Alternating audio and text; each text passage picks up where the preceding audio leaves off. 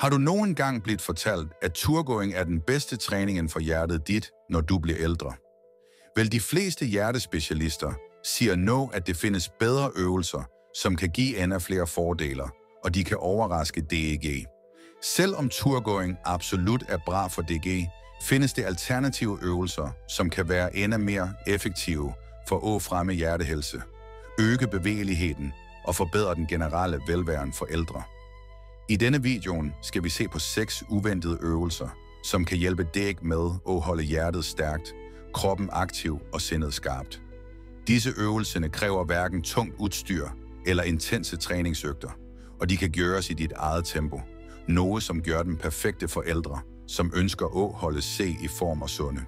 Bliv med mig helt til slutten, for disse alternativerne kan ændre måden, du tænker på træning for ældre. Lad os komme i gang.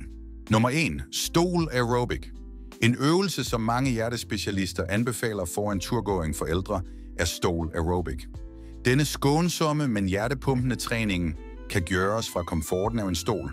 Noget, som gør den perfekt for ældre, som kanskje har begrænset bevægelighed eller synes, det er vanskeligt at stå længe ad gangen. Stol aerobic indebærer enkle bevægelser, som øger pulsen, forbedrer blodcirkulationen og bidrager til at opretholde fleksibiliteten. Det kan være så enkelt som at marchere på stedet, gøre benløft, mens du sitter, eller armbevægelser, som etterligner gange, alt mens du sitter. Tag for eksempel 2 ældre damer, Grace og Linda, begge i begyndelsen af 70-årene. Grace har drevet med stol aerobic i nogle måneder nu, med en kort daglig rutine. Hun har mærket bedre blodgennemstrømning, bedre balance og en betydelig reduktion i ledsmerter. Linda derimod, som fortsat går tur hver dag, føler sig begrænset af stive led og træthed. Hun har endnu ikke prøvet andre former for træning, som kunne give en mere effektiv konditionstræning. Grace, ved at inkludere stol aerobic i rutinen sin, har klart at holde sig i form og aktiv, og samtidig undgå udmattelsen, som ofte følger med lange gåture.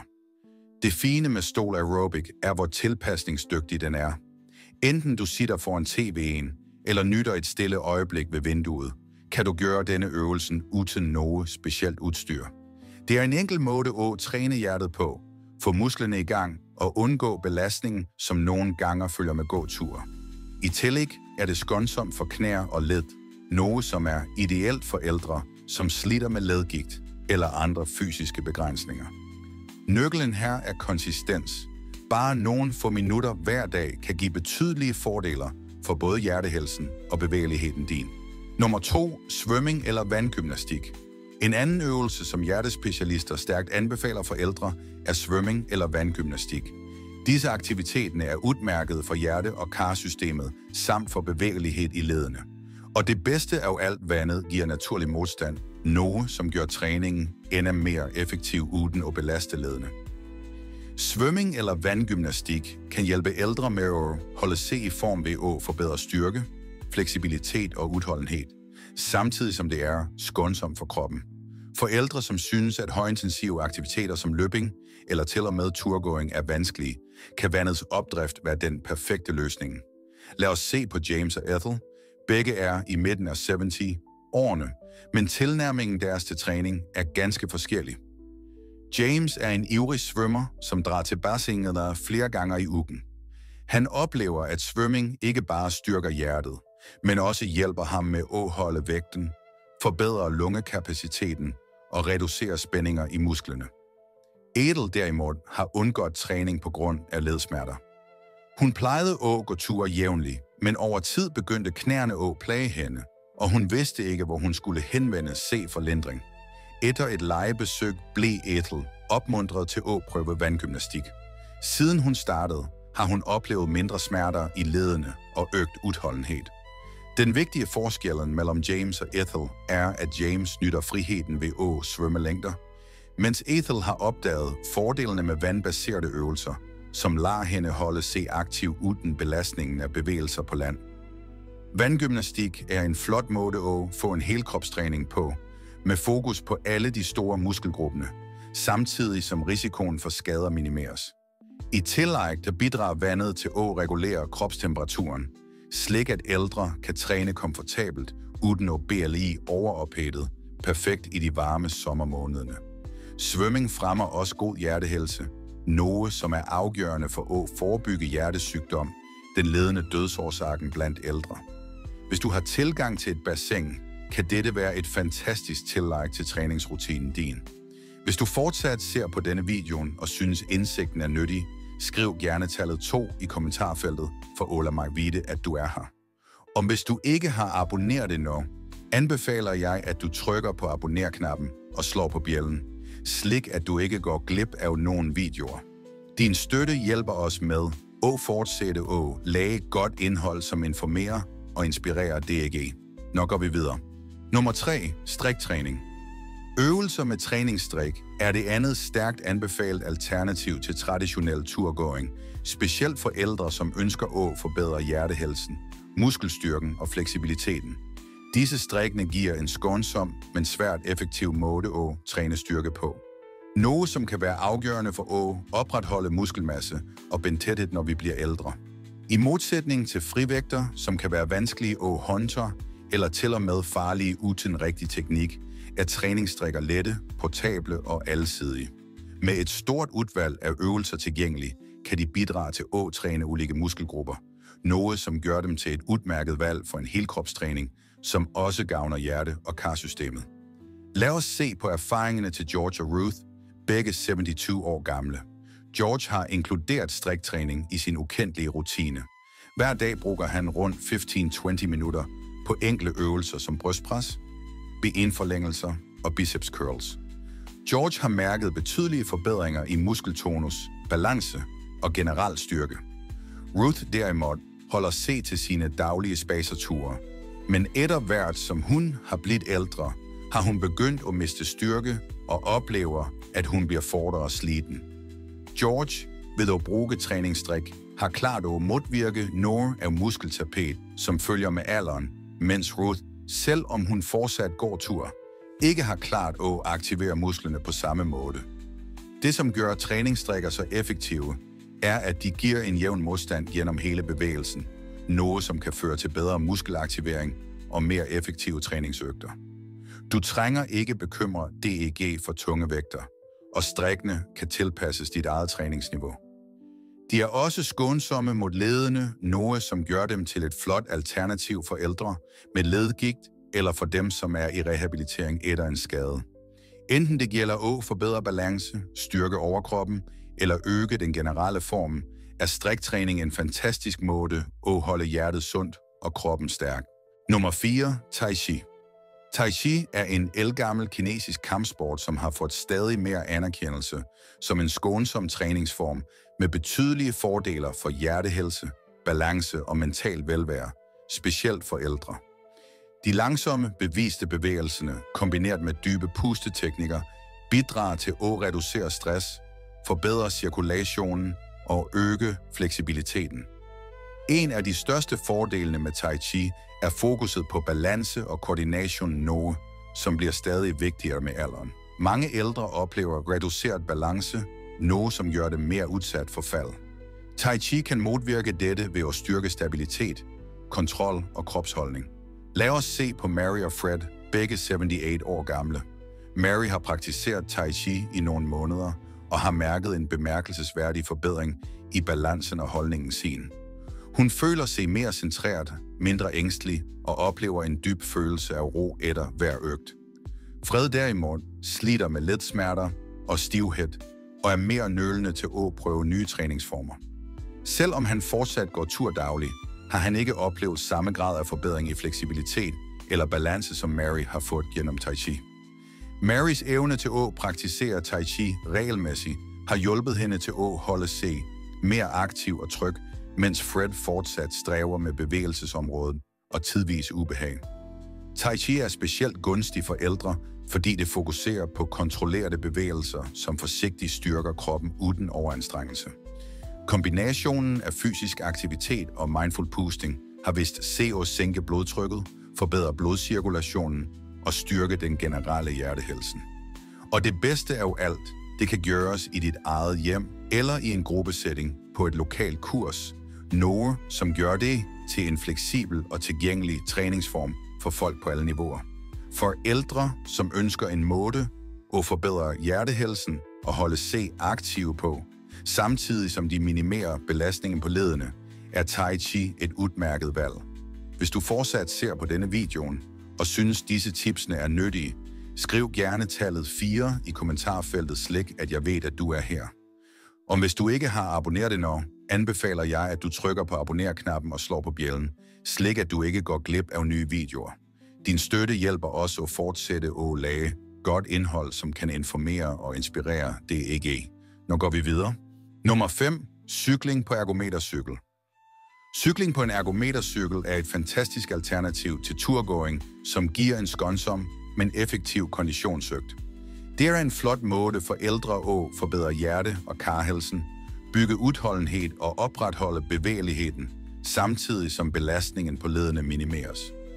Den jævne og kontrollerede bevægelsen ved cykling giver en effektiv måde at styrke hjertet, forbrænde kalorier og forbedre den generelle form, uden ubehaget eller risikoen, som kan følge med gangen på harde underlag eller ujævnt terræn. Tag for eksempel Jack og Barbara, begge i begyndelsen af 70-årene. Jack har brugt ergometercykel i nogle måneder nu, og han elsker, hvor skånsomt det er for knæerne.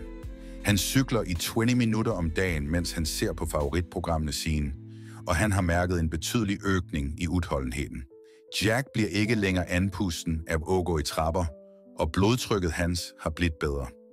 Barbara derimod fortsætter at gå hver dag, men hun har haft problemer med knæsmerter, som har gjort turene kortere og langsommere. Hun har hørt om fordelene med ergometercykling, men har endnu ikke prøvet det. Jacks erfaring viser, at cykling er et effektivt og smertefrit alternativ til gangen, specielt for ældre med ledplager.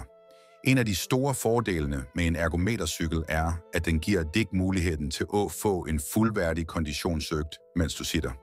Du kan justere modstanden efter dit eget træningsniveau, og til og med lægge ind intervaller for at øge pulsen. Hvis du er bekymret for balance eller bevægelighed, er en ergometercykel den perfekte løsning, siden du kan træne trygt i et kontrolleret miljø, mens du sitter. Det er også en tidseffektiv træningsform. Cykling kan forbrænde mange kalorier på kort tid, og det er en øvelse, du kan gøre indendørs, noget som gør det perfekt for dage, hvor det ikke er muligt at gå ud. Nummer 6. Intervaltræning. Intervaltræning er en utrolig effektiv måde for ældre at forbedre hjertehelsen, øge udholdenheden og opretholde formen på. Det har til og med vist sig at være bedre end en jævn gange for nogen. I intervaltræning veksler du mellem korte perioder med højere intensitet og perioder med lavere intensitet for restitution. Denne træningsform bidrager til at øge konditionen og kan hjælpe DEG at forbrænde flere kalorier på kortere tid. I tillæg trænger ikke intervaltræning at være hverken hardt eller langvarig, og den kan enkelt tilpasses ethvert træningsniveau. Noget, som gør den ideel for ældre, som ønsker at få mere ud af træningsøgtene, sine uden og overanstrenge sig. Lad os se på erfaringerne til Eleanor og Walter. Eleanor, som er 74 år, ligger og lægger en korte perioder med raskere gange i sine vanlige spacerture. Hun går raskt i 30 sekunder, efterfulgt af en rolig restitutionsperiode, og gentager denne cyklusen i 20 minutter. Denne intervalmetoden har hjulpet hende til at forbedre udholdenheden og konditionen, samtidig som hun har reduceret tiden, hun bruger på træning. Walter derimod fortsætter med sine vanlige rolige gåture. Han har lagt mærke til, at det holder ham aktiv, men det har ikke givet nogen mærkbar øgning i udholdenheden. Walter kunne have nytte af at inkludere intervaltræning i gåturene sine, noget som ville udfordre hjertet og musklerne på nye måder og hjulpet ham at opnå bedre resultater. Intervaltræning er svært altid. Du trænger hverken træningscenter eller dyrt udstyr for at komme i gang. Du kan gøre det med gange, cykling, svømning eller til og med stol aerobic. Det handler bare om at øge intensiteten i korte perioder, efterfulgt af et roligere tempo for restitution. Denne metoden forbedrer konditionen på en mere effektiv måde end en traditionel jævn konditionstræning, samtidig som den er skånsom og tilgængelig. I tillæg har forskning vist, at intervaltræning kan bidrage til at sænke blodtrykket, forbedre blodsukkerkontrollen og til og med styrke hjernefunktionen. Alle vigtige faktorer for ældre, som ønsker at bevare helsen og selvstændigheden. Hvis du fortsat ser på denne video og synes disse rådene er værdifulde, skriv gerne tallet 6 i kommentarfeltet. Slik at jeg ved, at du er her. Og hvis du ikke har abonneret endnu, anbefaler jeg, at du trykker på abonner-knappen og slår på bjællen, så du ikke går glip af nogen videoer. Din støtte hjælper os at fortsætte at lage godt indhold, som informerer og inspirerer DG. Nå går vi videre. Afsluttende tanker. Når som vi har gået gennem 6 uventede øvelser for ældre, som kan forbedre hjertehelsen, øge udholdenheden og holde det DG aktiv, er det tydeligt, at du ikke trænger at stole på bare turgåing. Selvom turgåing er et flot alternativ, findes det andre øvelser, som kan give en af flere fordeler ved at tilbyde helkropstræning, udfordre hjertet og forbedre den generelle formen uden at lægge unødig belastning på ledene. Enten det er stol-aerobic, svømning eller intervaltræning, er disse øvelser udviklet for at være tilpasningsdygtige, trygge og effektive for ældre på alle træningsniveauer. Hovedpointet her er, at det at holde sig aktiv ikke trænger, og betyder, at du følger de samme gamle rutiner. Og du trænger ikke at begrænse DEG til turgåing for at opretholde hjertehelsen. Disse øvelser lader dig engagere ulike muskelgrupper, forbedre fleksibiliteten og udfordre hjerte- og karsystemet, samtidig som det bliver morsomt og varieret. Uanset alder eller formniveau findes det øvelser, som passer for DEG. Ved at integrere disse øvelser i din daglige rutine, vil du ikke bare bidrage til at opretholde hjertehelsen, men også holde kroppen stærk, fleksibel og fuld af energi. Det er vigtigt at huske, at det aldrig er for sent at begynde at lægge til nye øvelser i livet dit. Selv små ændringer kan have stor indvirkning på helsen din på lang sigt. Så enten du vælger at svømme, prøve strikøvelser eller bare lægge til nogle minutters intervaltræning i dine daglige ture, ved at du tager skridt mod en sundere og mere aktiv fremtid. Tak for, at du var med os i dag. Vi vil gerne høre fra dig. Læg igen en kommentar nedenfor, og del en ting, du lærte i dag, og hvordan du planlægger at bruge det i dit eget liv. Dine tanker er vigtige for os, så ikke nøl med at dele dem. Og læse kommentarerne din giver os stor motivation og inspiration. Hvis du likede denne video og synes den var nyttig, venligst tryk liker, abonner og del. Din støtte hjælper os at fortsætte at lage godt indhold, som informerer og inspirerer DEG. Tusind tak for, at du så på, og vi ser frem til at møde DEG i næste video.